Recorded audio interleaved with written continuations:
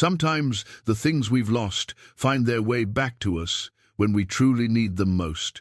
For 65-year-old Cowboy Doyle Haskins, redemption came on 4 trembling legs, a wounded foal trailing him through 22 miles of harsh, unforgiving backcountry. Blood crusted over its flank, ribs showing through patchy hide, but those eyes held something he recognized, a stubborn will to keep moving forward. 15 years ago, his daughter's beloved horse vanished in a terrible flood, taking the last real connection to her memory. Now this broken animal has chosen him, collapsing at his barn, bearing a brand he thought he'd never see again. What brought this foal to him? Before we jump back in, I want you to tell us where you're tuning in from today, and if this story really touches your heart, please make sure you're subscribed, because tomorrow I've saved something truly extra special for you. The morning came cold and clear over the Bitterroot Mountains, the kind of dawn that reminded a man he was still breathing. Doyle Haskins stood on the porch of his weathered ranch house, coffee steaming in his calloused hands, watching the sun paint the peaks in shades of amber and rose. 65 years on this earth had taught him to appreciate these quiet moments before the day demanded its due. His ranch sat in a valley so remote that the nearest neighbor was 7 miles down a dirt road that washed out every spring. The main house was a simple structure, built by his grandfather in 1947, with log walls that had darkened to the color of old tobacco and a tin roof that sang in the rain. Behind it stood a weathered barn, a chicken coop, and a series of corrals that had seen better days but still held strong. This was all that remained of what had once been a working cattle operation. Now it was just Doyle, 3 aging quarter horses, a dozen chickens, and memories that sat heavier than any saddle. He drained his coffee and set the cup on the porch rail, then walked toward the barn with the measured gait of a man who'd spent more years on horseback than on foot. His knees protested the morning cold, but he'd learned to ignore such complaints. Getting old was a privilege denied to many he'd known. Inside the barn, the familiar smells greeted him: hay, leather, horse sweat, and wood polish. Morning light filtered through gaps in the siding, creating bars of gold across the dusty floor. His horses nickered softly as he approached, knowing breakfast was coming. He took his time with the feeding, speaking to each animal in low tones, checking hooves and coats with practiced hands. The third stall held his saddle, mounted on a wooden stand he'd built 30 years ago. It was a beautiful piece of craftsmanship, custom-made from dark leather that had molded to his shape over 4 decades of use. But what made it precious were the initials carved into the left side of the cantle, barely visible now, but still there if you knew where to look: E.H. Emma Haskins. His daughter had carved those letters when she was 9 years old, using his pocket knife while he wasn't looking. He'd been angry at first. Good leather wasn't cheap, and a saddle like this was meant to last generations. But Emma had looked up at him with those bright hazel eyes, so much like her mother's, and said, "Now you'll always remember me when you ride." He'd kept the saddle ever since, even after everything fell apart. Doyle lifted the saddle from its stand, feeling its familiar weight settle into his arms. The leather was supple, well-maintained despite its age. He'd cared for it the way some men cared for family heirlooms, because that's exactly what it was. He carried it to where Jasper, his most reliable horse, waited patiently in the cross ties. Jasper was a 16-year-old bay gelding with a white star on his forehead and the temperament of a saint. Doyle had raised him from a colt, trained him gentle, and trusted him with his life on countless trips through backcountry that could kill the careless or unprepared. Today's journey would be a long one, 30 miles round trip to the old Miller homestead, where he'd pick up a load of hay bales old Pete had stored for him. As he tightened the cinch, Doyle's mind wandered to Emma, the way it often did when he was working with his hands. She'd be 42 now, living in Denver with a life he barely knew.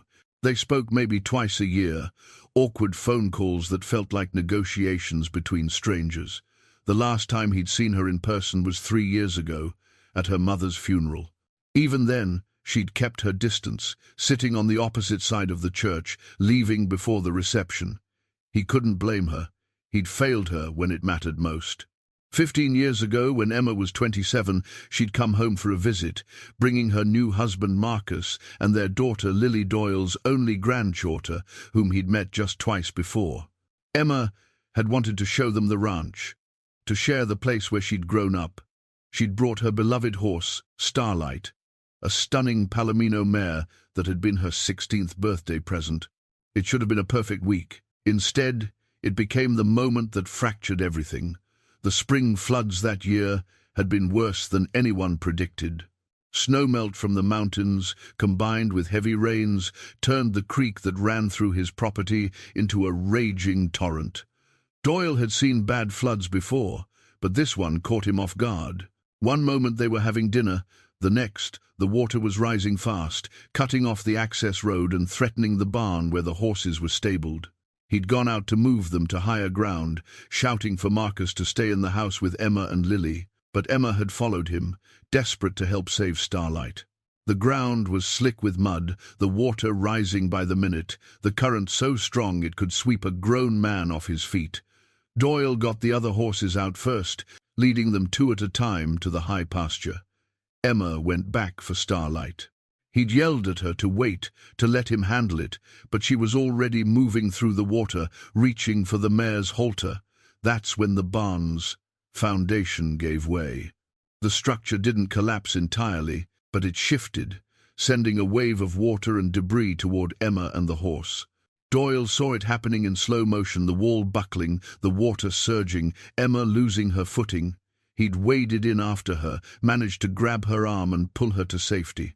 But Starlight panicked, broke free, and disappeared into the dark water before either of them could react. They'd searched for days. Doyle, Emma, Marcus, half the county, found nothing. No body, no trace. The horse had simply vanished, swept away by water that eventually receded to reveal a changed landscape, but no answers. Emma never forgave him. Not for Starlight's death specifically, but for what it represented: another loss in a long line of losses, another moment when her father should have protected something precious and failed. Her mother had died of cancer when Emma was 16, and Doyle had buried himself in work rather than grief, leaving his daughter to navigate her pain alone. The flood just proved what Emma had always suspected, that the ranch, the land, the solitary life he'd chosen mattered more to him than people did. She wasn't entirely wrong. Doyle shook his head, forcing the memories back into their familiar compartment. Dwelling on the past wouldn't change it. He finished saddling Jasper, checked his saddlebags for supplies, water, jerky, rope, knife, first aid kit, matches, and led the horse out into the morning light. Old Pete had called 2 days ago to let him know the hay was ready. Pete Miller was 83, stubborn as granite, and one of the few people Doyle considered a friend. They'd known each other since they were boys, had run cattle together in their prime, and now traded favors and supplies to make the isolation bearable. Pete's grandson ran the actual ranch now, but Pete still lived in the original homestead and kept a hand in things. The ride to Pete's place would take most of the day. Doyle would follow the old stock trails through the backcountry, paths he'd ridden so many times he could navigate them blind. It was rough country, dense pine forests, rocky ridges, narrow valleys where the creeks ran clear and cold. Beautiful country too, if you had the eyes to see it and the sense to respect it. He swung up into the saddle with a grunt, feeling his hip complain about the movement. Jasper stood steady, patient as always, waiting for direction. Doyle gathered the reins, adjusted his hat against the morning sun, and touched his heels to the horse's sides. They set off at an easy walk, leaving the ranch behind. The chickens scattered as they passed the coop. A red-tailed hawk circled high overhead, riding the thermals. The mountains stood eternal and indifferent as they had for millennia. It was the kind of morning that made Doyle remember why he'd stayed in this hard country all these years, even after everyone else had left or died or given up. There was a peace here, a simplicity that the wider world had lost. Out here, a man's worth was measured in what he could do with his hands, how he treated his animals, whether his word meant something. Out here, the past couldn't find you unless you let it. The trail led up through a stand of ponderosa pine, the trees so tall they seemed to hold up the sky. Jasper picked his way carefully over exposed roots and loose rocks, ears flicking forward and back, alert to everything. Doyle rode with the relaxed confidence of decades in the saddle, his body moving with the horse's rhythm, his mind drifting between the present and the past.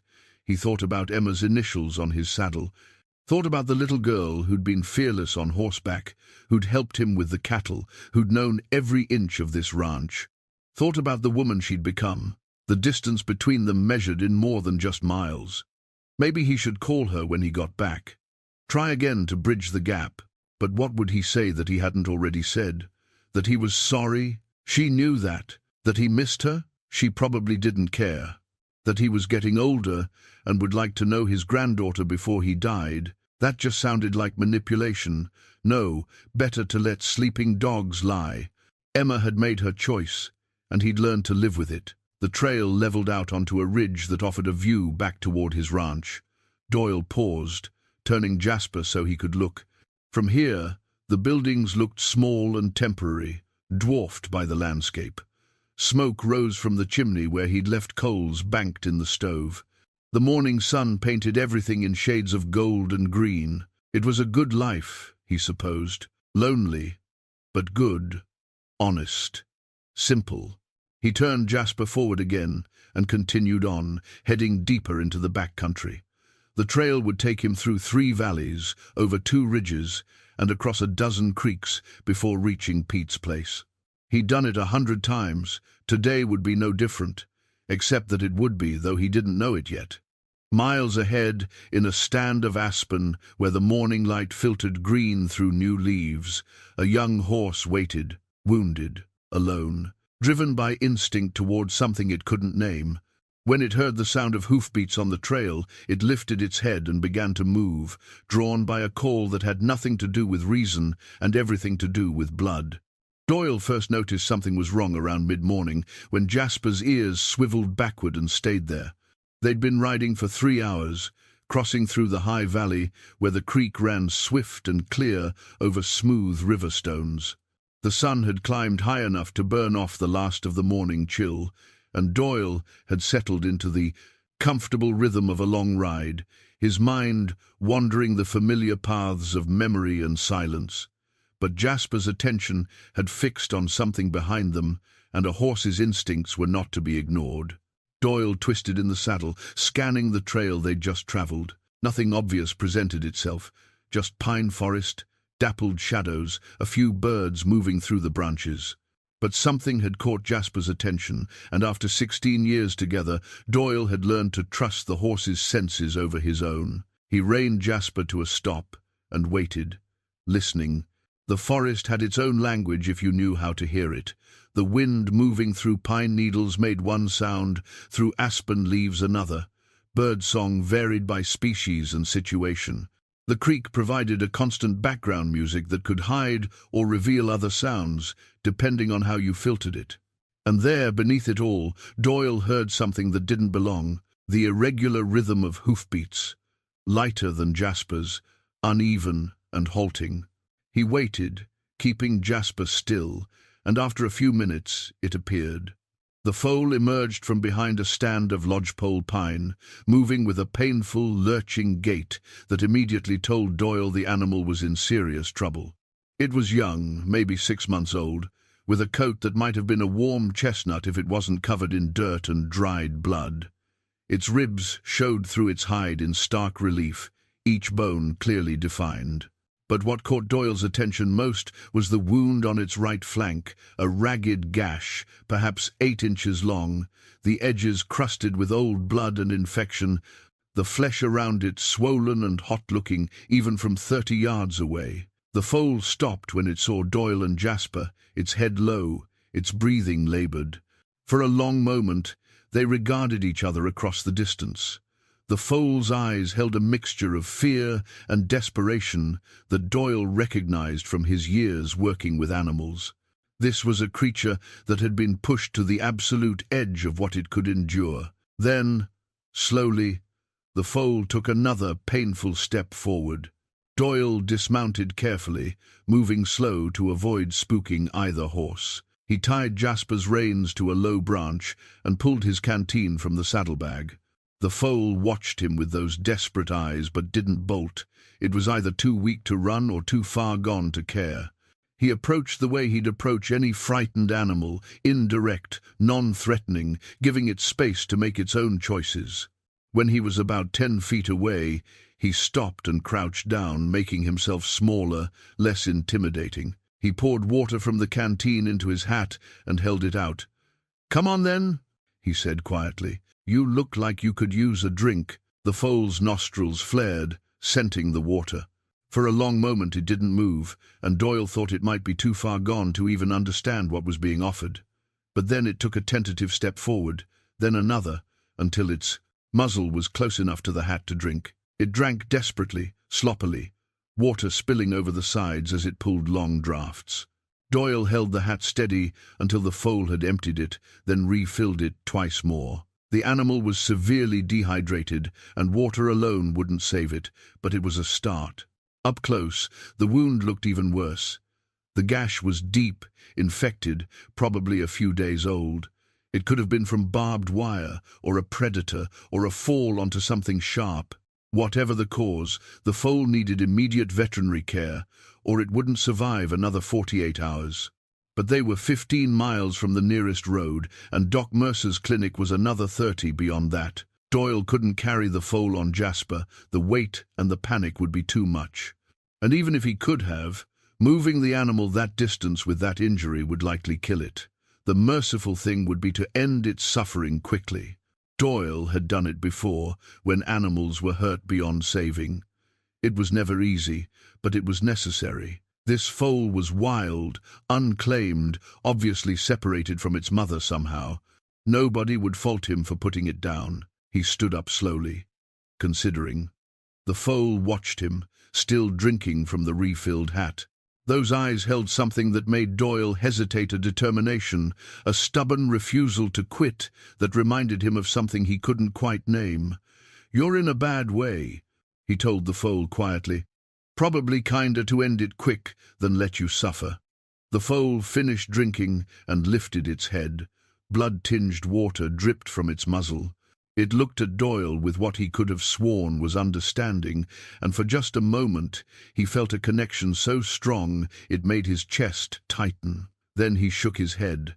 He was a practical man, not given to sentimentality about animals. The foal was suffering, and he had the means to end that suffering. It was the right thing to do.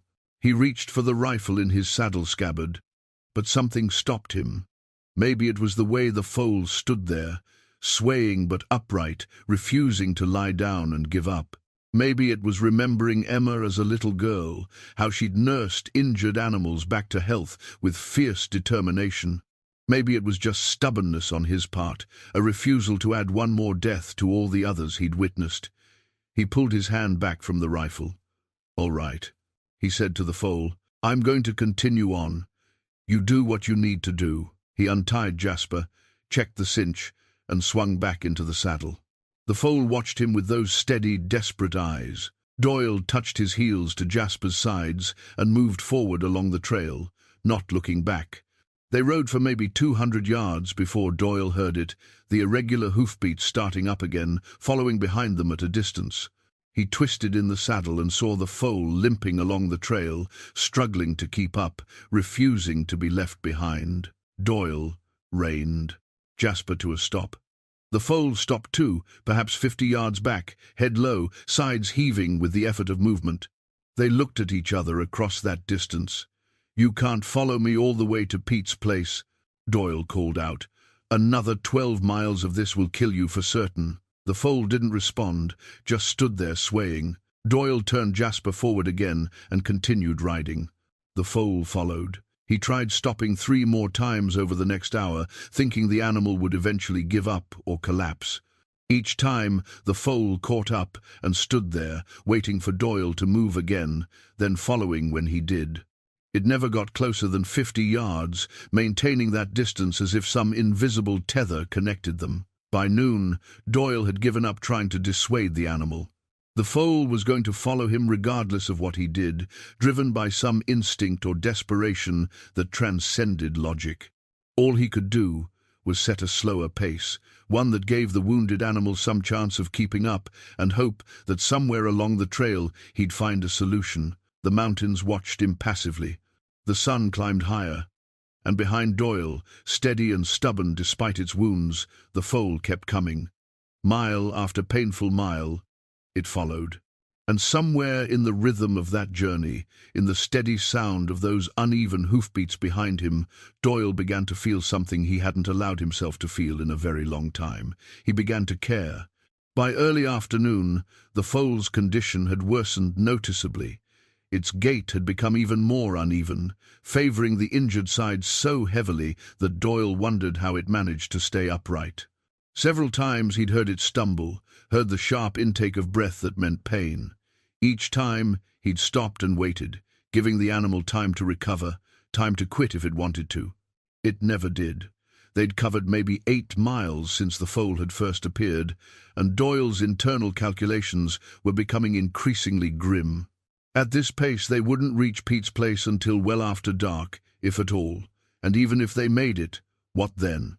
Pete had no facilities for treating a seriously injured horse, and Doc Mercer was another full day's ride beyond that. The smart thing would be to stop now, end the foal's suffering before it got worse. Every mile was torture for the animal, and Doyle was just prolonging the inevitable. He'd seen enough injured livestock in his life to know when a situation was hopeless. But every time he turned to look back, ready to dismount and do what needed doing, those eyes stopped him. The foal's eyes held something he couldn't define, not pleading exactly, but something deeper, a stubborn refusal to surrender that resonated with something in his own chest. Around 2 o'clock, they came to a wide creek crossing where the water ran shallow over a bed of smooth stones.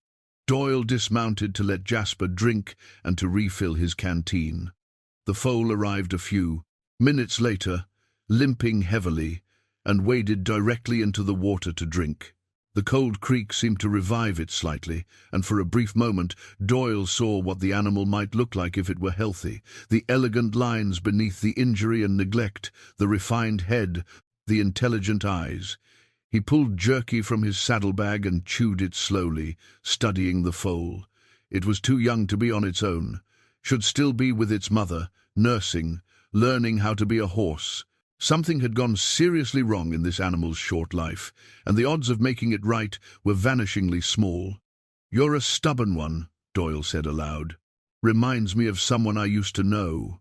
The foal lifted its head from the water, ears swiveling toward his voice. "My daughter," Doyle continued, surprised at himself for speaking. He rarely talked to his horses beyond simple commands, and here he was having a one-sided conversation with a dying foal. "Emma, she was like you wouldn't quit once. She'd set her mind to something. Drove me half crazy sometimes, that stubbornness." The foal took another drink, then waded out of the creek and stood in a patch of sunlight, water dripping from its muzzle and legs.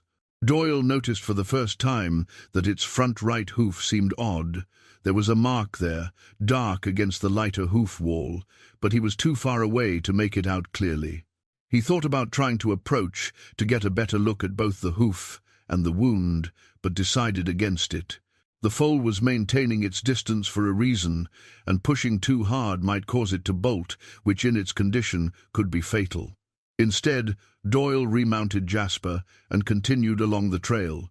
The afternoon sun beat down, warm on his shoulders, and the forest opened up into a long meadow filled with wildflowers, lupine and Indian paintbrush, columbine and wild rose.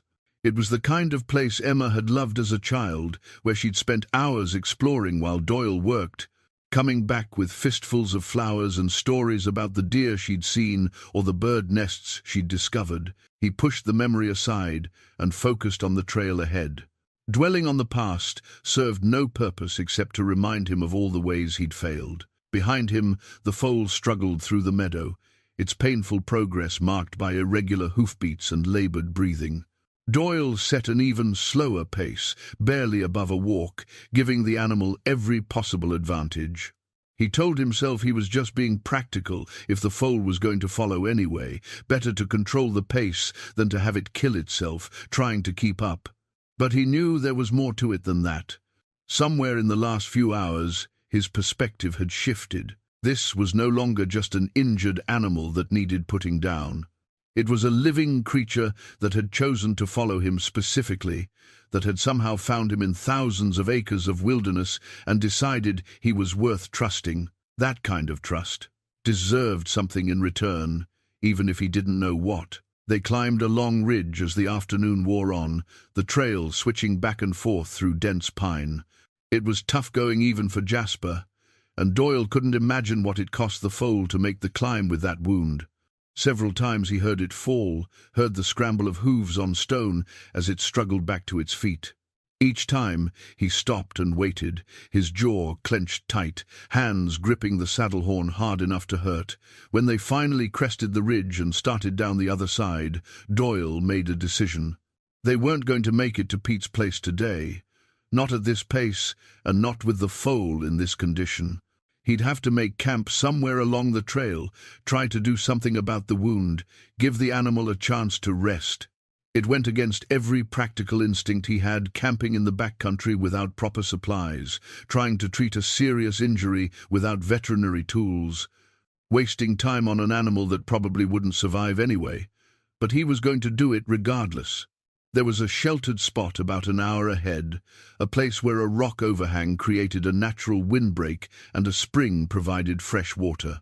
He'd camped there before, years ago, when he and Emma had gone on overnight pack trips into the high country. She'd been 12, maybe 13, still excited about adventures with her father, still believing he could fix anything. He'd make camp there, see what he could do for the foal, and figure out the next step in the morning. Behind him, the foal limped on, its shadow long in the late afternoon sun, its determination unshaken despite the obvious agony of every step. And Doyle, who'd spent 15 years teaching himself not to care too much about anything, felt the old walls beginning to crack. They reached the camp spot, just as the sun was touching the western peaks. The rock overhang jutted out from the hillside like a granite shelf, creating a space perhaps 12 feet deep and 20 feet wide, high enough for a man to stand upright in the back. The spring bubbled from a crack in the rock face, feeding a small pool before trickling away downhill. Pine trees surrounded the clearing, and the ground was covered in soft needles that would make decent bedding. Doyle dismounted stiffly, his body protesting the long day in the saddle. He was too old for this kind of riding, especially at the slow pace he'd maintained for the foal's sake. His hip ached, his knees felt like rusted hinges, and his back had developed a persistent knot between his shoulder blades. But the foal had made it. That was something. It arrived 10 minutes after Doyle had started unsaddling Jasper, limping into the clearing with its head low and its sides heaving. The wound on its flank looked worse in the slanting evening light, angry and swollen, the edges showing clear signs of infection. The foal moved directly to the spring and drank for a long time, then stood with its muzzle dripping, swaying on its feet. Doyle finished caring for Jasper, hobbling him where he could reach good grass, then turned his attention to the foal. He had limited supplies in his saddlebags. The first aid kit was designed for human injuries, not equine ones, but the basics would be the same.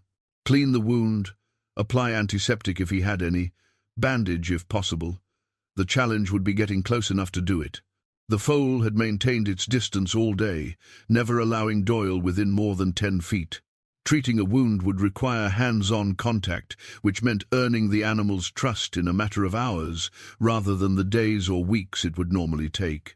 He moved slowly, deliberately, pulling items from his saddlebag and setting them on a flat rock where the foal could see what he was doing.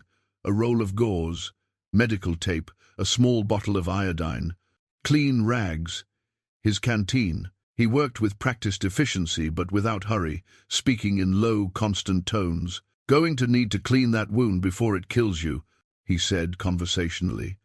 "Won't lie to you, it's going to hurt, but infection will hurt worse, and it'll kill you slower. So we're going to do this whether you like it or not." The foal watched him, but didn't move away. That was progress. Doyle built a small fire using deadfall wood, partly for light and warmth, partly because the routine of it calmed him. He'd built thousands of campfires in his life, and his hands knew the work without thinking. Tinder, first dry pine needles and shredded bark, then small twigs arranged teepee style.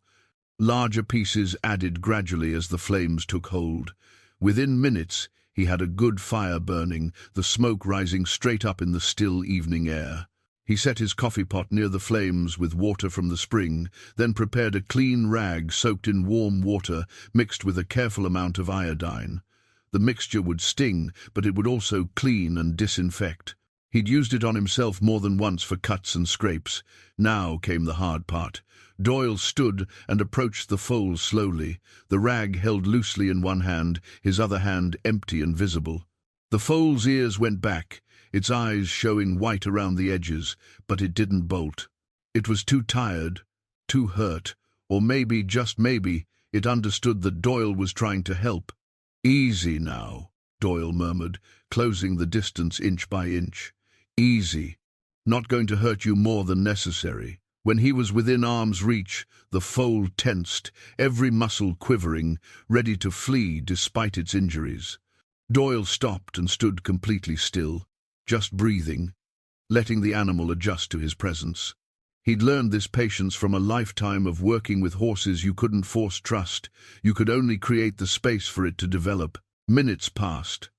The fire crackled. Jasper grazed peacefully in the background, his presence helping to calm the foal. The sun slipped below the peaks, and the forest began its transition to twilight.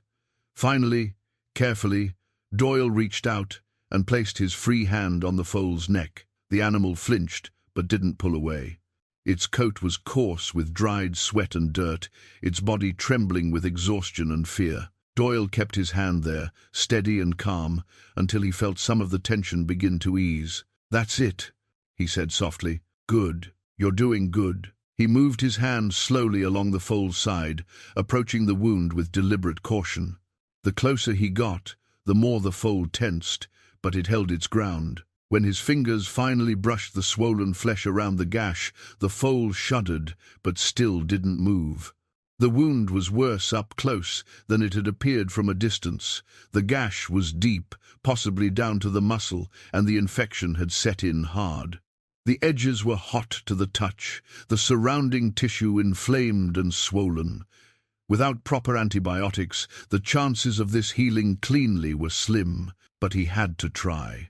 Doyle began cleaning the wound with the iodine-soaked rag, working as gently as possible but knowing it had to hurt. The foal trembled violently, made a sound low in its throat that was almost a whimper, but it stood firm. Doyle talked to it constantly, his voice a steady anchor in the pain. I know it hurts, but we're going to get you through this. Just hold still a little longer." He cleaned away the crusted blood and dirt, revealing the full extent of the injury. Definitely down to the muscle.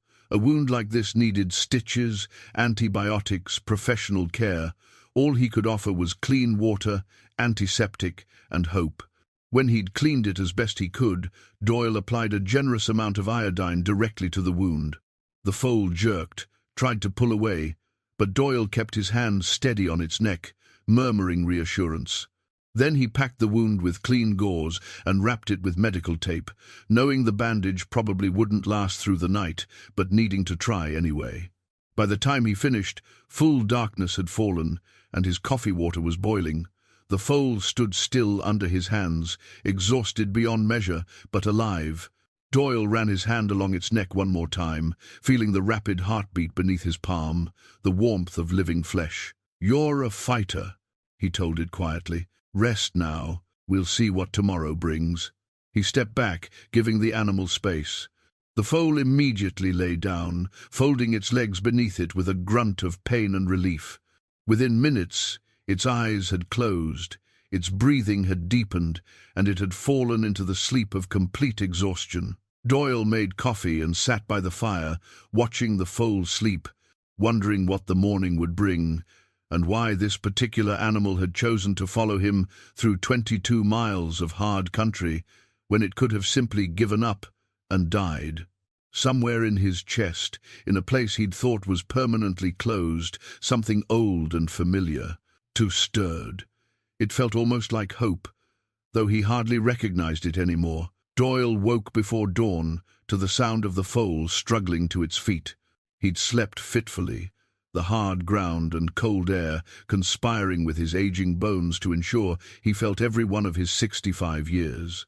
The fire had burned down to coals during the night, and his breath made small clouds in the pre-dawn chill. The foal stood unsteadily, the makeshift bandage already hanging loose from the wound. It had tried, the tape marks were still visible on its hide, but between sweat and movement, the bandage hadn't lasted.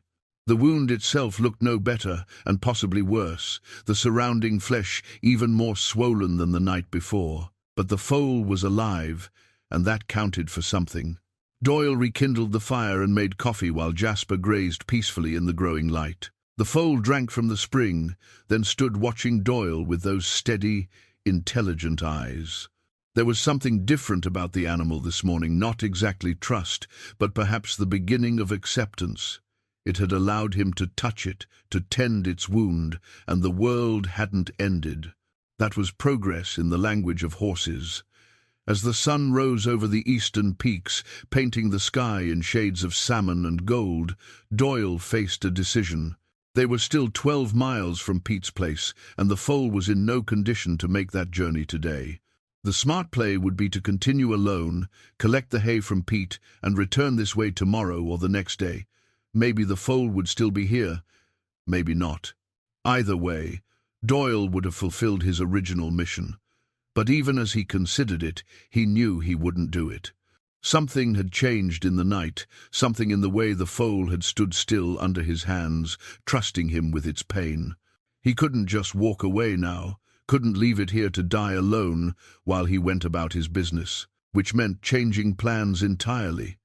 Getting word to Pete somehow, finding a way to get the foal back to his ranch where Doc Mercer could be called in, spending time and resources on an animal that probably wouldn't survive anyway.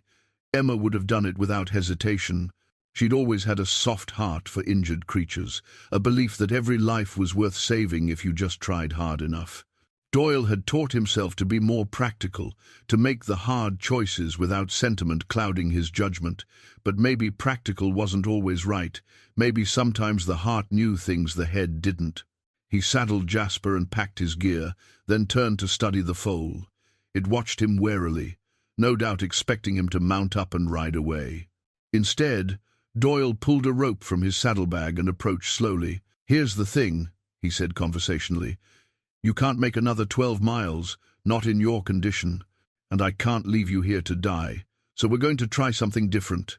The foal's ears went back as Doyle got closer, but it didn't bolt. He moved with the same patience he'd shown the night before, talking constantly, keeping his movements slow and predictable. When he reached the foal, he ran his hand along its neck, feeling the tension in its muscles. "I'm going to put a lead on you," he explained. "Then we're going back the way we came, nice and slow. Get you to my place where Doc Mercer can take a proper look.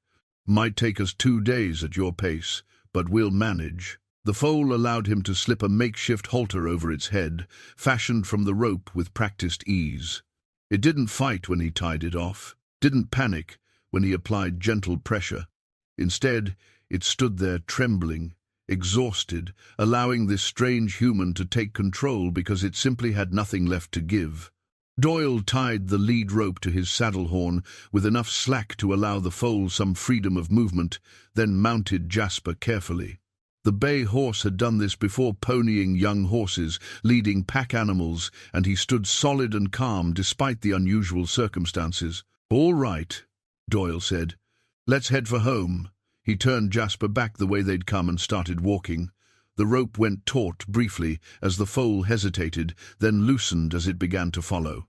They moved slowly through the morning forest, retracing yesterday's path, moving at a pace that wouldn't tax the injured animal. As they traveled, Doyle's mind drifted to Emma again. He thought about the last real conversation they'd had 3 years ago at her mother's funeral. She'd been polite, but distant, her husband Marcus standing close like a buffer between her and her father. Their daughter Lily had been there too, 17 years old and beautiful, but Emma hadn't let Doyle talk to her much, as if his presence might contaminate something precious.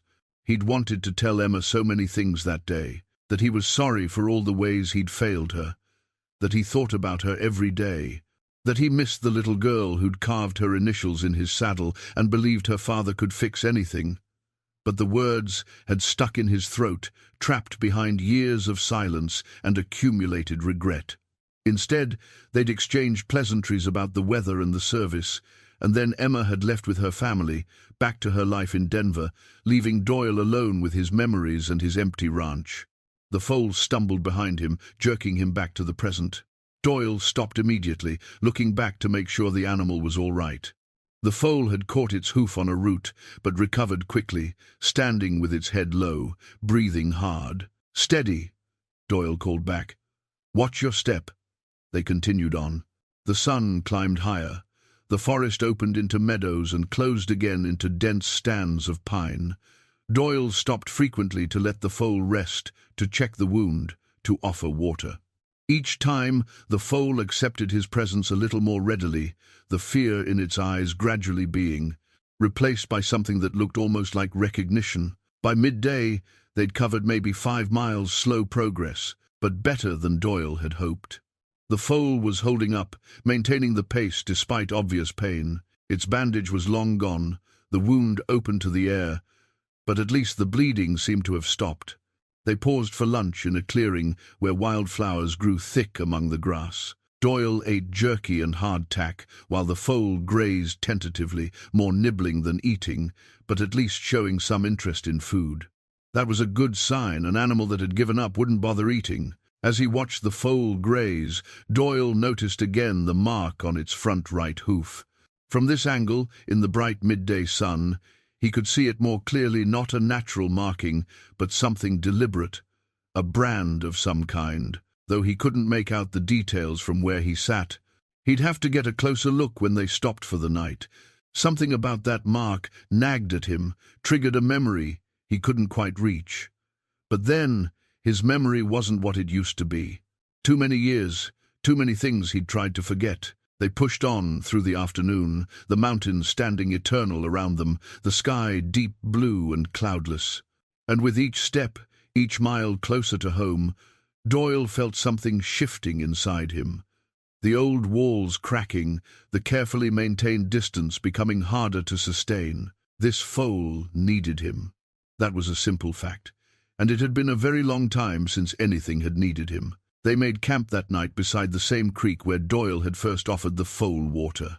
The circle felt significant somehow, though he couldn't say exactly why. 24 hours ago, he'd been a man on a routine supply run, annoyed by the interruption of an injured animal. Now he was leading that same animal home, committed to its survival in ways that defied his usual practical nature. The foal collapsed almost immediately after Doyle removed the lead rope, lying down with a groan that sounded disturbingly human. Its breathing was labored, its sides heaving, and the wound on its flank looked even more inflamed in the evening light. Doyle's makeshift first aid from the previous night had helped clean it, but infection was clearly taking hold. He went through the same routine as before, unsaddling Jasper, building a fire, preparing to treat the wound. But this time, the foal didn't flinch when he approached. It lay still, too exhausted to protest, as Doyle cleaned the gash again with iodine and water. The heat radiating from the wound worried him. Fever was setting in, which meant the infection was spreading. Without antibiotics, the situation would deteriorate quickly. He worked as carefully as possible, talking to the foal in low, steady tones. "We'll be home tomorrow, if you can make it through the night. Doc Mercer will know what to do. He's patched up more animals than you could count, including me a time or two." The foal's eyes were half closed, its breathing shallow. Doyle finished cleaning the wound and sat back on his heels, studying the animal. Even in this condition, there was something striking about it. The refined head, the long legs, the overall conformation suggested good breeding. This wasn't some scrub Mustang born wild in the hills. Somewhere, this foal had come from quality stock. which raised questions about how it had ended up alone and injured in the backcountry. After he'd done what he could for the wound, Doyle finally turned his attention to the mark on the foal's hoof. He lifted the front right leg carefully, cradling the hoof in his hands, and angled it toward the firelight. What he saw made his breath catch in his throat. The mark was definitely a brand, burned into the hoof wall in the traditional way, a method used for permanent identification that would grow out over time, but always remain visible if you knew where to look. The brand itself was small but distinctive, a stylized letter S enclosed in a circle. Doyle knew that brand, had seen it 1,000 times over the years on horses, on tack, on barn doors and fence posts.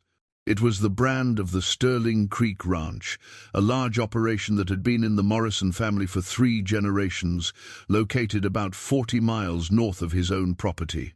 The same ranch where he'd purchased Emma's horse, Starlight, 26 years ago. His hands began to tremble slightly as he lowered the foal's hoof back to the ground. The connection seemed impossible, too much of a coincidence to be real. Starlight had disappeared 15 years ago in the flood, and even if she'd somehow survived, even if she'd been swept far downstream and rescued, the chances of her producing offspring that would end up lost in exactly the same stretch of backcountry where Doyle happened to be riding were astronomical. And yet, here was a foal bearing the Sterling Creek brand, following him through miles of wilderness, collapsing at his feet like it had been searching for something specific, searching for him. Doyle stood abruptly, his heart pounding in a way that had nothing to do with physical exertion. He walked to the edge of the firelight and stared out into the darkness, his mind racing through possibilities and probabilities, trying to make sense of something that defied sense. If Starlight had survived the flood, and that was a massive, if she would have been 9 years old at the time, Mares could breed well into their 20s if they were healthy and well cared for. If she'd ended up at another ranch, if she'd been bred, if her offspring had somehow ended up at Sterling Creek or been born there, if this particular foal had then gotten lost or escaped and wandered south into his territory. Too many ifs, too many impossible coincidences strung together, but what other explanation was there? He turned back to look at the foal, which had raised its head and was watching him with those steady, intelligent eyes. In the flickering firelight, Doyle could almost see Starlight in its features, the same refined head, the same alert ears, the same quality that had made him pick out that particular mare for his daughter all those years ago. "Is that who you are?" he asked quietly. "Are you Starlight's baby?" The foal continued to watch him, and Doyle felt the weight of something larger than coincidence settling onto his shoulders. If this foal really was descended from Emma's horse, if some thread of fate or providence or simple animal instinct had led it to him across all those miles of wilderness, then what did that mean? Was it a second chance? A message? Or just the universe's way of reminding him that some losses could never be recovered, only replaced with new obligations? He made coffee and sat by the fire long into the night, watching the foal sleep, turning the pieces over in his mind. By morning, he'd need to make some decisions. Contact Emma, maybe. Tell her what he'd found. See if she wanted to know that a piece of Starlight might still exist in the world. But what if he was wrong? What if the brand was just coincidence, and he'd be opening old wounds for no reason? Emma had built a life without him, and she'd made it clear she preferred it that way. Dragging her back into his world, into his latest failed attempt at redemption, might do more harm than good. The fire burned down. The stars wheeled overhead. The foal slept fitfully, making small sounds of distress in its dreams. And Doyle sat watch, an old man trying to figure out if the past was reaching out to him or if he was just seeing patterns in randomness because he wanted so badly to believe in something beyond his own failures. When dawn finally came, painting the eastern sky in shades of rose and gold, Doyle still didn't have answers. But he had the foal, and he had a few more miles to ride, and for now, that would have to be enough. He saddled Jasper, attached the lead rope to the foal's halter, and turned toward home. The mountains watched impassively, keeping their secrets. The trail led on through familiar country that felt somehow different now, charged with possibility, or perhaps just the weight of an old man's desperate hope. Either way, they were going home. And whatever came next, whatever truth the Sterling Creek brand revealed or concealed, Doyle would face it the same way he'd faced everything else in his life head-on, without flinching, alone. Except this time, he wouldn't be entirely alone. This time, he'd have the foal. They reached Doyle's ranch by mid-afternoon, the foal barely conscious, Doyle's hands white-knuckled on the lead rope from the effort of keeping the animal upright and moving. The last 5 miles had been torture, the foal stumbling constantly, going down twice, each time requiring all of Doyle's strength and determination to get it back on its feet. But they'd made it. That counted for something. Doyle led the foal directly into the barn, settling it in the largest stall with fresh hay and water. The animal immediately collapsed, its sides heaving, its eyes rolling back. The wound had opened again during the journey, blood seeping through the dirt and sweat on its hide. The infection was clearly winning. His first call was to Doc Mercer. "Got an emergency," Doyle said when the vet answered. "Young foal, badly infected wound, dehydrated, probably hasn't eaten properly in a week. Can you come out?" "I can be there in 2 hours," Doc Mercer replied without hesitation. "Keep it warm, offer water, don't try to move it, I'll bring what I need." His second call was harder to make. Doyle stood in his kitchen, staring at his cell phone, Emma's number on the screen, his thumb hovering over the call button. 15 years of silence and distance. 15 years of failed attempts to bridge a gap that seemed to widen every year. One phone call might change nothing, or it might change everything. He pressed the button. It rang 4 times before she answered, her voice cautious. "Dad?" "Emma." His voice came out rougher than he'd intended. "I need to tell you something." A pause. "Are you all right?" "I'm fine. But there's something you need to know. I found a foal out in the backcountry 2 days ago. Injured, half-starved, following me like it knew exactly where it was going. Dad, I don't understand. It has a brand on its hoof." Doyle continued, the words coming faster now. "Sterling Creek Ranch. The same place I bought Starlight from." The silence on the other end was so complete that Doyle thought the call had dropped. Then Emma's voice came back, different now, tighter. "What are you saying?" "I'm saying this foal might be related to Starlight. Might be her offspring, or grand-offspring. I don't know exactly, but the brand, Emma, it's the same brand. And there's something about this animal, the way it looks, the way it moves. It reminds me of her." Another long silence. "Starlight died 15 years ago. She drowned in the flood. We never found her body." "Dad," Emma's voice broke slightly. "Don't do this. Don't give me hope about something that can't be real. I spent years getting over losing her. Years learning to live with that grief. You can't just call me up and—" "I'm not trying to hurt you," Doyle interrupted. "I'm trying to tell you the truth. This foal found me, Emma, out of thousands of acres of backcountry. It found me specifically and followed me home. I don't believe in fate or providence or any of that, but I can't ignore what's right in front of me."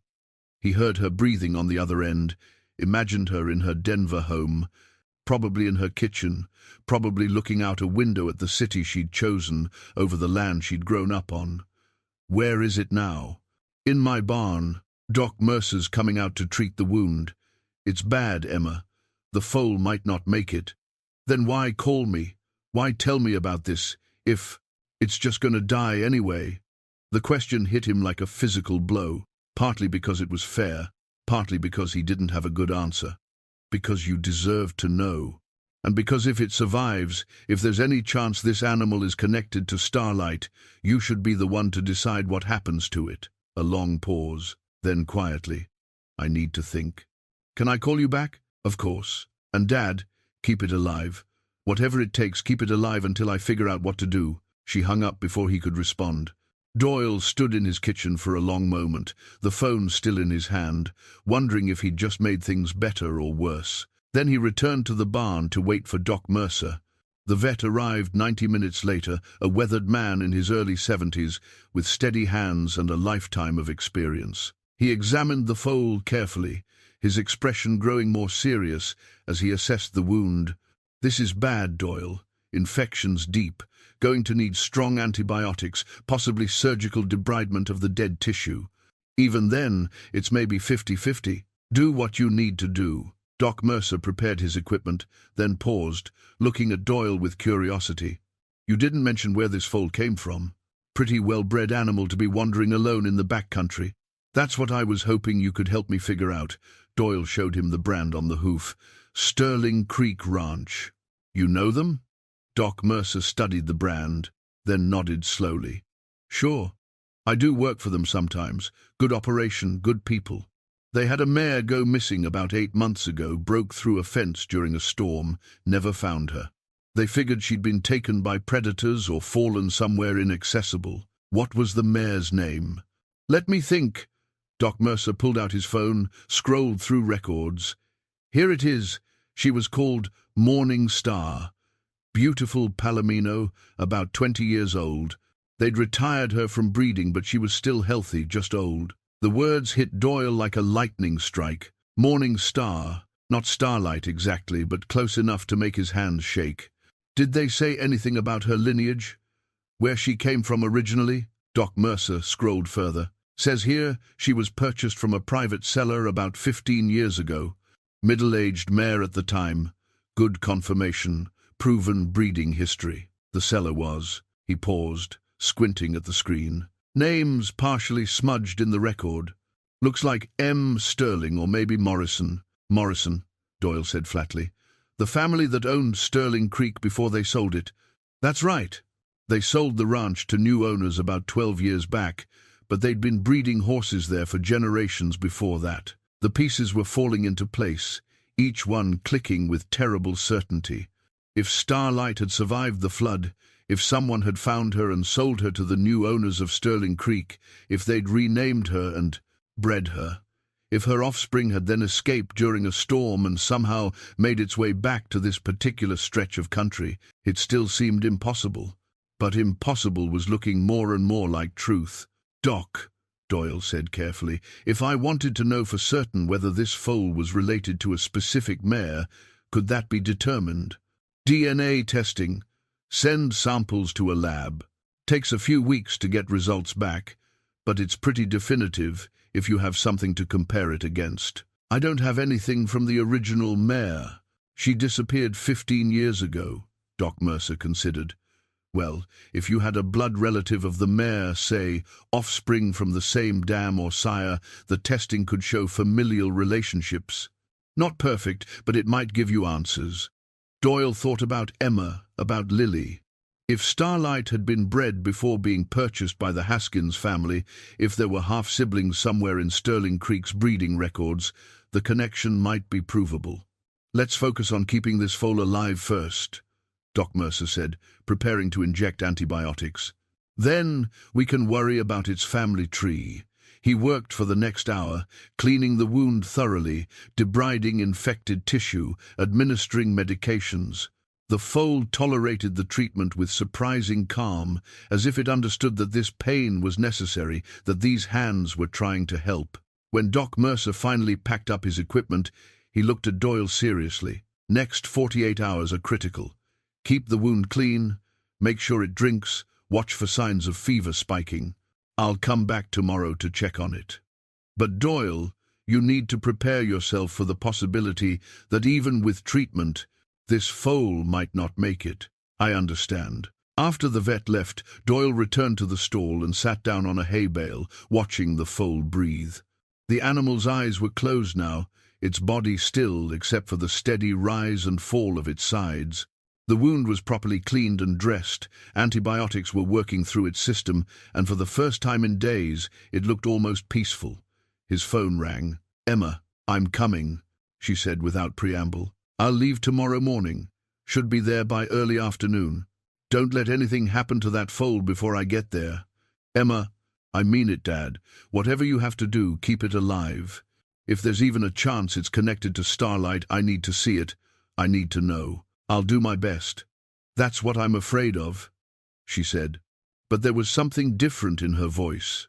Now, not anger exactly, but something raw and honest. "Your best was never quite enough, was it?" She hung up before he could answer, leaving Doyle alone with the foal and the weight of 15 years of failure pressing down on his shoulders like a physical thing. But this time, he told himself, this time would be different. This time, his best would have to be enough. The night was the longest. Doyle could remember. He stayed in the barn with the foal, dozing fitfully on a hay bale, waking every hour to check its breathing, its temperature, the wound. Doc Mercer had left instructions, fluids, antibiotics every 6 hours, watch for fever, call immediately if the animal went into distress. The foal slept deeply, its body fighting battles Doyle couldn't see. Sometimes it would tremble or make small sounds low in its throat. Each time, Doyle would stand and place his hand on its neck, speaking quietly, offering whatever comfort his presence could provide. "You've got to hold on," he told it during one of these vigils, his voice rough with exhaustion. "Emma's coming tomorrow. You need to be here when she arrives." The foal's ear flicked toward his voice, but its eyes remained closed. As dawn broke, Doyle finally allowed himself to leave the barn long enough to make coffee and call old Pete. The conversation was brief. Doyle explained about the injured foal, apologized for missing the supply run, promised to reschedule. Pete, who'd known Doyle for 60 years, heard something in his friend's voice that made him ask no questions, just told him to take care of what needed taking care of. By 8 o'clock, Doc Mercer had arrived for his follow-up visit. He examined the foal carefully, checking vitals, inspecting the wound, administering another round of medications. "Better," he said finally. "Not great, but better. The fever's down slightly, the wound is showing some signs of healing. Still critical, but if it's made it this far, there's hope." "My daughter's coming today," Doyle said, "driving from Denver. She'll be here this afternoon." Doc Mercer raised his eyebrows. "Emma, I haven't seen her since the funeral. This must be important. Might be the most important thing I've done in 15 years. The vet packed his equipment, then paused at the barn door. "Doyle, I've known you a long time, long enough to know you don't let people in easily.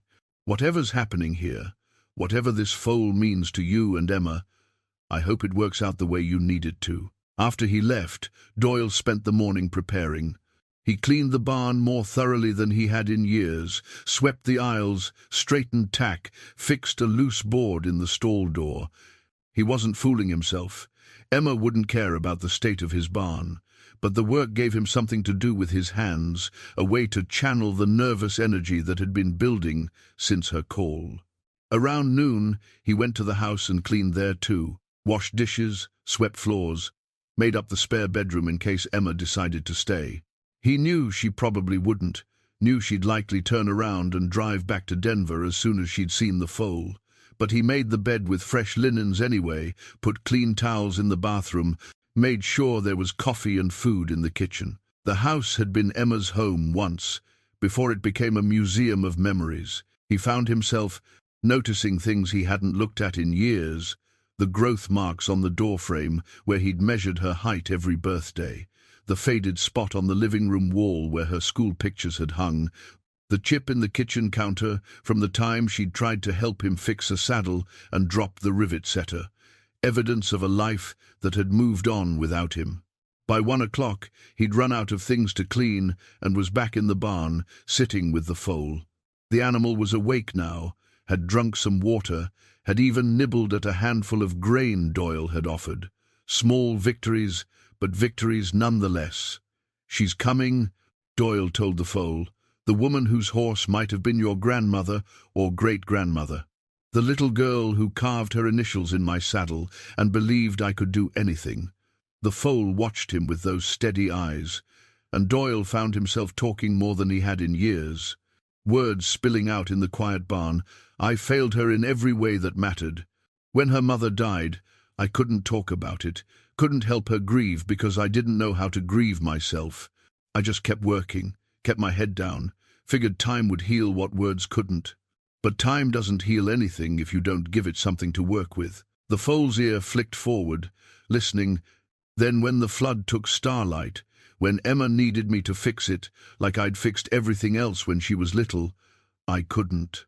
I could pull her out of the water, but I couldn't save what mattered to her. And instead of staying, instead of helping her through it, I let her leave, let her build a life somewhere else. Told myself it was better that way, that she was happier without me dragging her down. He stood and moved closer to the foal, running his hand along its neck. The coat was cleaner now, the worst of the dirt washed away, and he could see the quality underneath.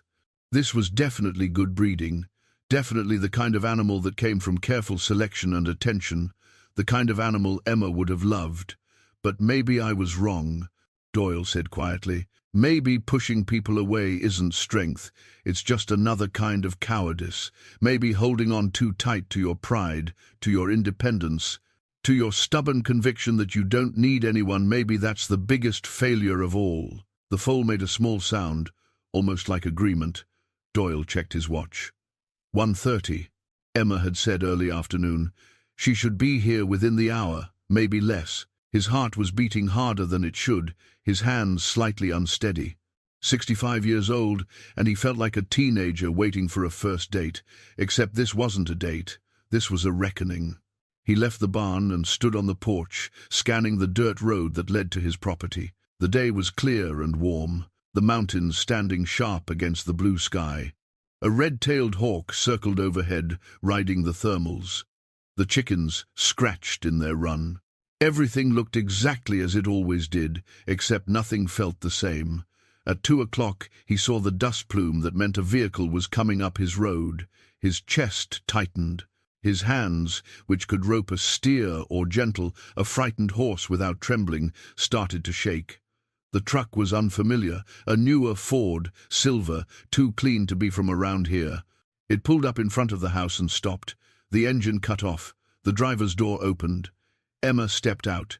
15 years had changed her in ways that made Doyle's throat close up. She was older, obviously 42 now, crow's feet at the corners of her eyes, her dark hair showing threads of silver.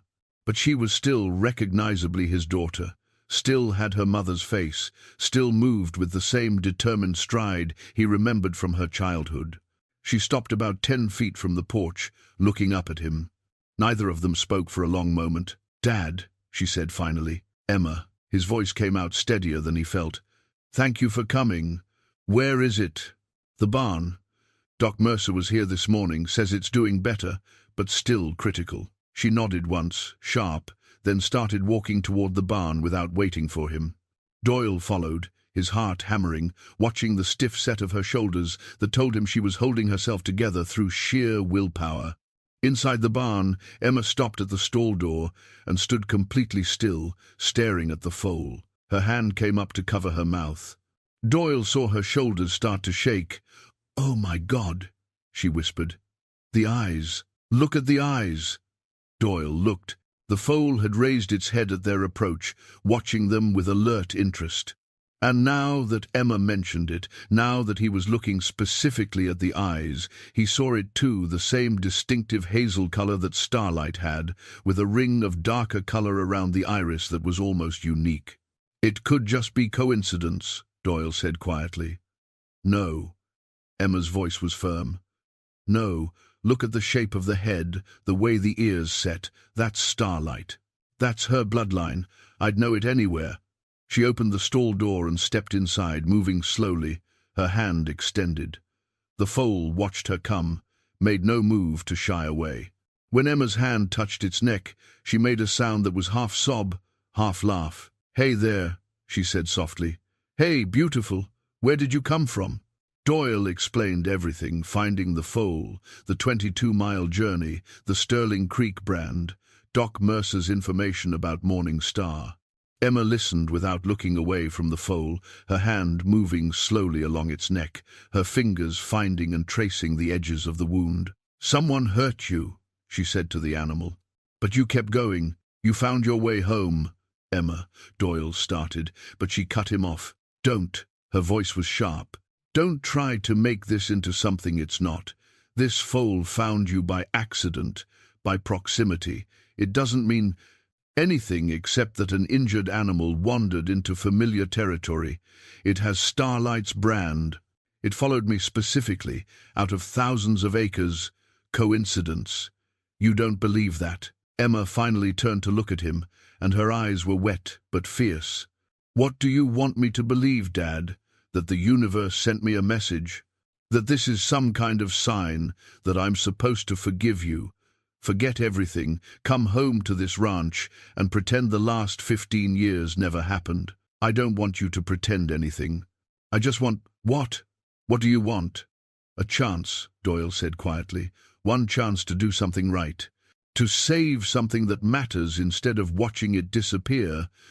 The barn was silent except for the sound of the foal's breathing and the distant call of a hawk outside. Emma and Doyle looked at each other across years of silence and hurt, across a gap that might be too wide to bridge. Then the foal made a soft sound, and Emma's attention shifted back to it. She knelt in the hay, and the foal lowered its head until their faces were close together, breathing each other's air. We'll get you through this, Emma told it.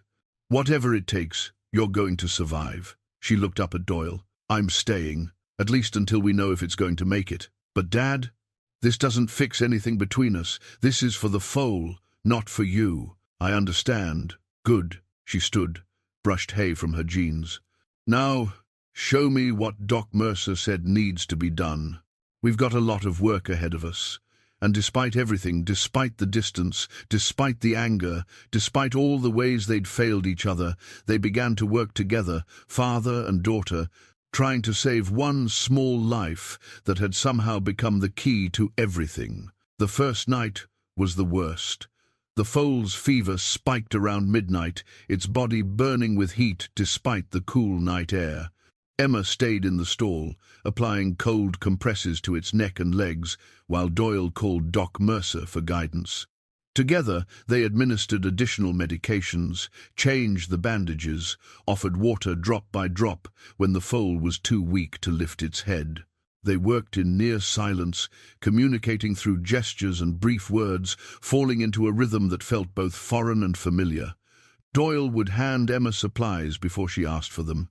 Emma would steady the foal while Doyle cleaned the wound. They moved around each other in the small space with the unconscious coordination of people who'd once known each other well.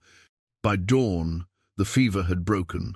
The foal was breathing easier, had drunk a full bucket of water, and was resting quietly.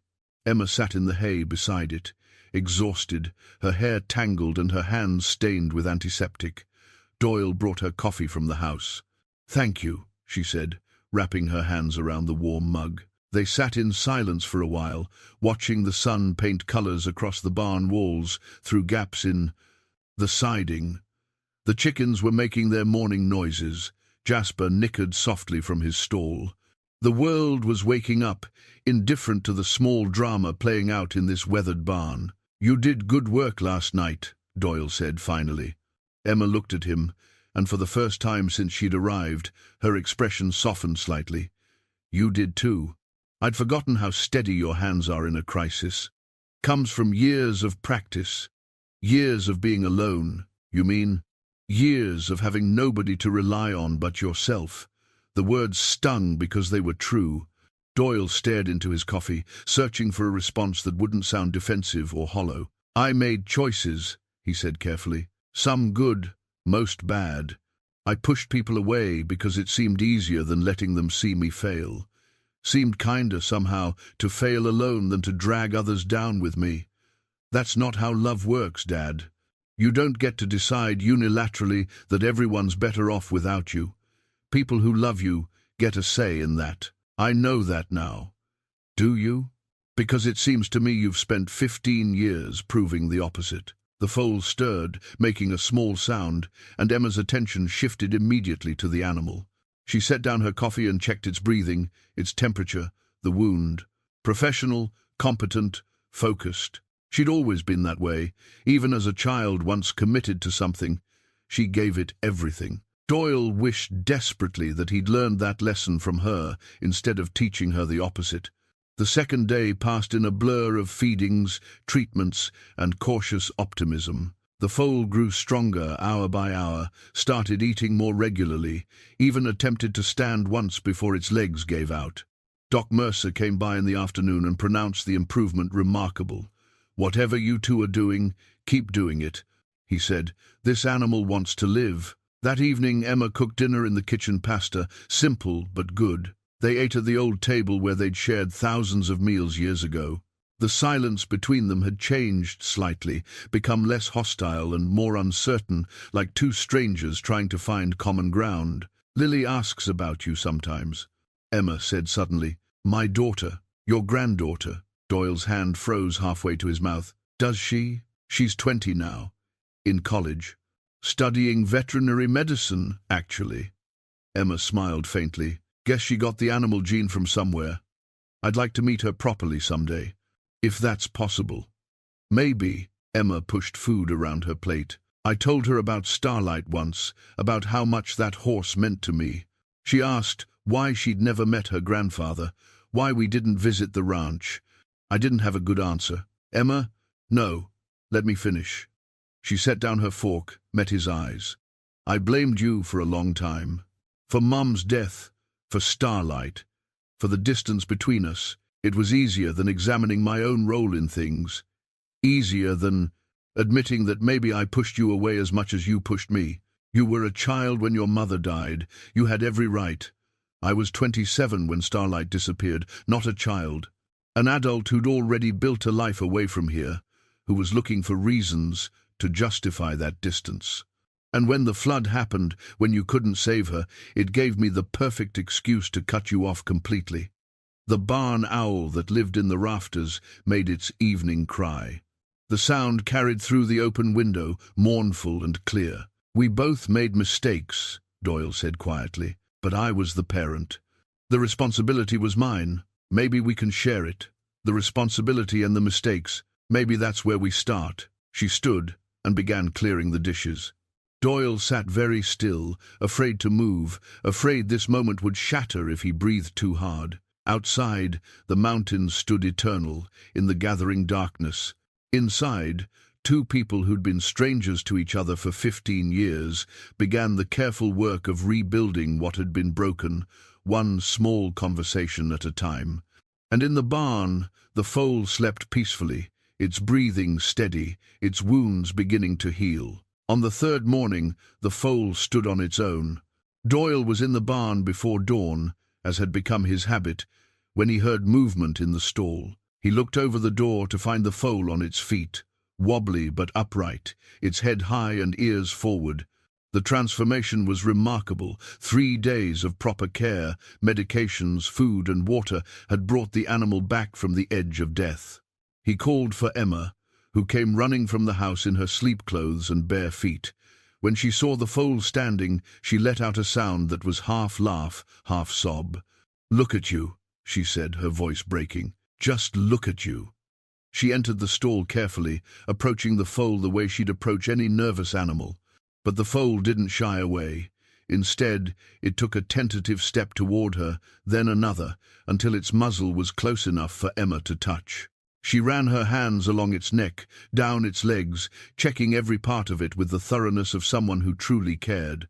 "The wound is healing clean," she said, examining the gash on its flank. "No sign of infection spreading. Doc Mercer did good work." "We all did good work," Doyle corrected. Emma looked at him, and something in her expression had changed. The hard edges had softened, the anger had faded into something more complex and more forgiving. "Yeah," she said quietly. "We did." They spent the morning with the foal, watching it take its first uncertain steps around the stall, offering food and water, cleaning the wound with gentle hands.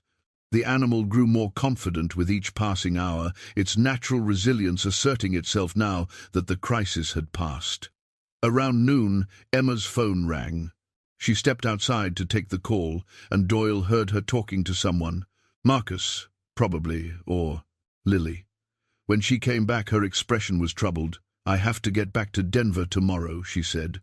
"Work, responsibilities, life. The things I can't just put on hold indefinitely." Doyle nodded, trying to hide his disappointment. I understand, but I've been thinking. She leaned against the stall door, watching the foal. This animal needs proper care, ongoing attention. Someone who knows what they're doing. Doc Mercer can check on it regularly. I'll do what needs doing. I know you will. That's not what I'm worried about. She turned to face him directly. I'm worried about what happens after it's fully recovered. Where does it go? What does it become? I figured I'd keep it here, raise it, train it eventually, give it a good life. Dad, you're 65 years old. Training a young horse is hard work, physical work, and you're out here alone, no help, no backup if something goes wrong. I've been alone for 15 years. I can manage. That's exactly my point. Emma's voice was firm, but not unkind. You've been alone for 15 years. Maybe it's time that changed. Doyle stared at her, not understanding. What if I came back? Emma continued. Not permanently, not all at once, but regular visits, weekends maybe. I could help with the foal, help around the ranch. Lily's in college now. Marcus can handle things for a few days at a time. And maybe, she paused, choosing her words carefully, maybe it would give us a chance to figure out how to be family again. The words hit Doyle like a physical impact, stealing his breath. He'd imagined this moment in various forms over the years, but he'd never truly believed it would happen. Never believed Emma would be willing to bridge the gap he'd spent so long widening. You'd do that? His voice came out rough, barely above a whisper. For the foal, yes. For us, maybe.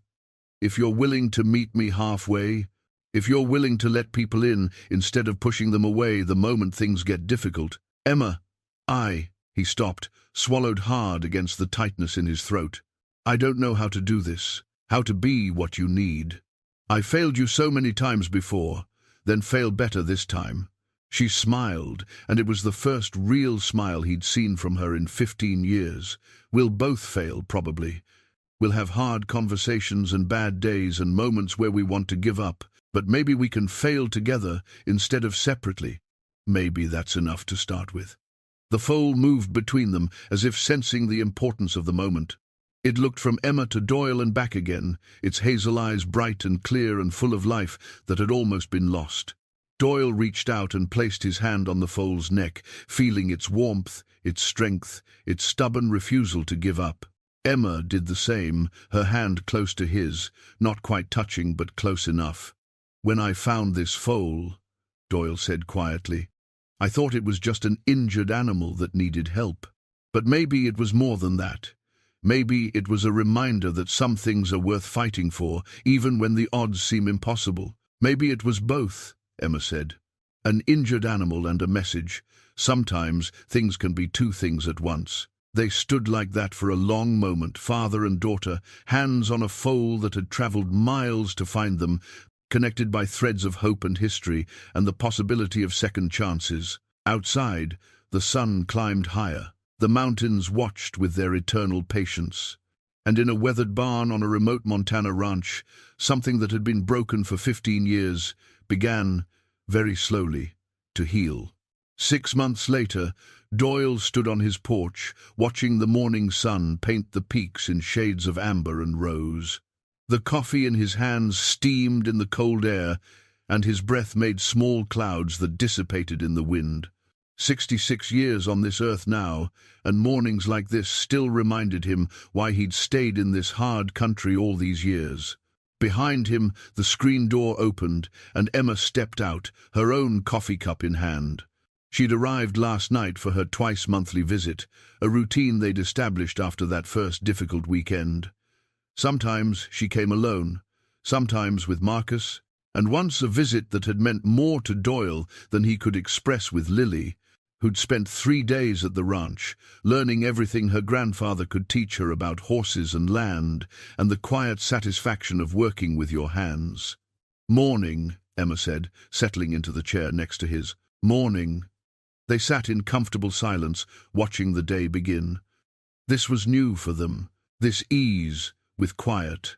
For months after Emma's first visit, every silence had felt weighted with things unsaid, but gradually they'd learned that silence between people who care about each other doesn't need to be filled. In the barn, the foal, no longer quite a foal really, growing into a yearling now, nickered a greeting to the morning. Emma smiled at the sound. "Have you decided on a name yet?" she asked. They'd been debating it for months. Doyle had suggested several options. Emma had vetoed them all. She wanted something that honored Starlight's memory without trying to replace her, something that acknowledged the journey without being too heavy-handed about it. "I was thinking about Hope," Doyle said. Simple. True. Emma considered this, watching the mountains. "Hope," she repeated, testing the sound. "I like it. It fits." They'd confirmed the bloodline through DNA testing 3 months ago. Hope was indeed Starlight's granddaughter, born to Morning Star, who was almost certainly Starlight herself, renamed and re-registered after being found downstream from the flood, injured but alive. The original owners had never known, and by the time Doc Mercer traced the full history, Morning Star had already been dead for several months, killed by the same storm that had freed Hope to wander. It was a complicated story, full of coincidences that seemed too convenient to be random, but too documented to be fiction. Emma had cried when they'd gotten the test results back, and Doyle had held her while she sobbed, the way he should have held her 15 years ago when Starlight first disappeared. "She's going to be a good horse," Emma said now. "Strong, smart, good bloodlines. Takes after her grandmother. And her owner." Emma glanced at him. "You've done well with her, Dad. Patience, steady work. She trusts you completely." Doyle thought about that first day, when Hope had followed him through 22 miles of backcountry, driven by instinct or stubbornness, or some combination of both. Trust had seemed impossible then. Now it was the foundation of everything. "We've all learned to trust a little better," he said. Emma nodded, understanding the layers in that statement. Their relationship was still complicated, still carried the weight of 15 years of distance, but they were building something new on top of the old foundation. She called weekly now, sometimes just to talk about nothing important. He'd learned to share more, to let her see his struggles, instead of hiding them behind stoic independence. Last month, she'd brought Lily to meet Hope, and Doyle had watched his granddaughter fall in love with the young horse the same way Emma had fallen in love with Starlight 26 years ago. The circle felt complete somehow, or at least moving toward completion. "Lily wants to come back this summer," Emma said, as if reading his thoughts. "Spend a few weeks, help with Hope's training. If that's all right with you." "More than all right." Doyle's voice was rough with emotion. "I'd like that very much. She reminds me of myself at that age. Stubborn, determined, completely fearless around animals. She reminds me of you too, the best parts of you." Emma reached over and squeezed his hand, a brief gesture, but one that spoke volumes. They'd had this conversation in various forms over the past months, the acknowledgement that despite everything, despite the failures and the distance, something good had survived.